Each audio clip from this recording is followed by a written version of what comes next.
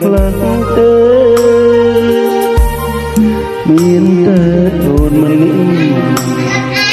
ដែលបងស្រឡាញ់ជាងគេស្រឡាញ់មិនគិតចង់ប្រែចង់ក្បែរអូយជីវិតពេលស្មើនេះចូលពីកុំបងធ្វើអ្វីចង់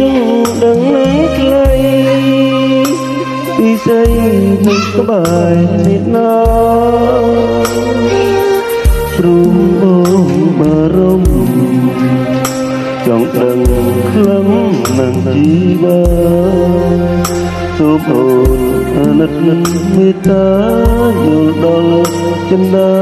ដែលនឹករាល់ថ្ងៃបងស្នេហ៍អូនណែលើអ្វីអូនក៏ដឹងថាថ្លៃ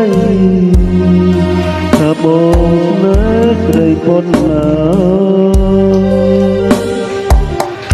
តែដឹងហើយអូនអាណិត